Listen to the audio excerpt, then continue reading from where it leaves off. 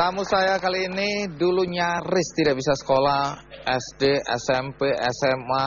Tapi setelah dewasa Anda malah mendirikan sebuah akademi. Puji Tuhan. Nah, ini tunggu dulu. Anda sebenarnya lulusan apa sih?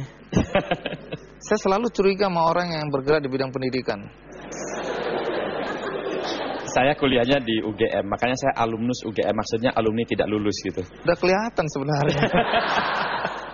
Oh, jadi Anda drop out ya, tidak pernah lulus? Iya, tidak pernah lulus. Orang tua pekerjaannya apa?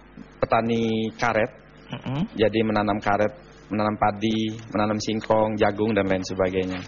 Iya, dengar-dengar orang tua juga kusir delman. Iya, jadi ketika saya dilahirkan, ayah saya adalah seorang kusir delman dan pencari kayu bakar pada saat itu.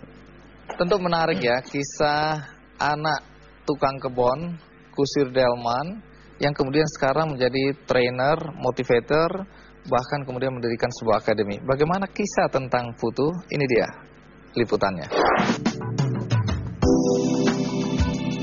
Sejak tahun pertama kuliah di Teknik Sipil UGM Yogyakarta pada tahun 1996, Putu Putrayasa sudah mempunyai pikiran bisnis. Mulai dari mengambil keuntungan dari jasa fotokopi materi kuliah hingga membuka usaha laundry.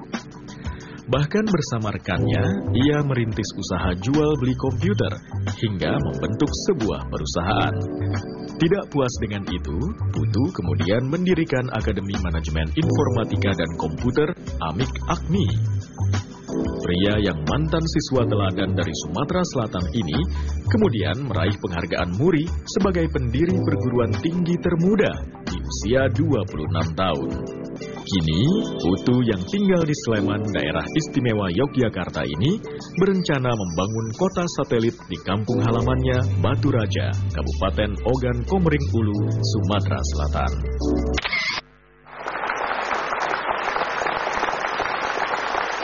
Putu, tadi saya sudah terlanjur ungkapkan bahwa Anda ini kan nyaris SD aja nggak bisa selesai.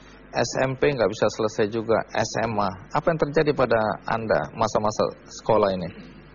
Jadi sewaktu saya SD, saya sudah mulai kesulitan ekonomi membuat saya harus mencari uang juga, mulai belajar gitu. Misalnya kelas 4 SD saya jualan es. Saya keliling kampung, ada 3 kampung, itu saya keliling panas-panas, biasanya saya jualan. Sampai sekarang masih hafal tuh Bang Andi.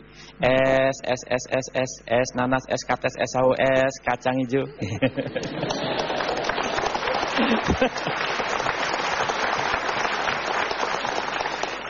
Ketika tamat SD, hampir saya tidak disekolahkan. Jadi ayah saya mengatakan, kamu nggak usah sekolah saja. Presiden masih ada, bupati masih ada, camat masih ada.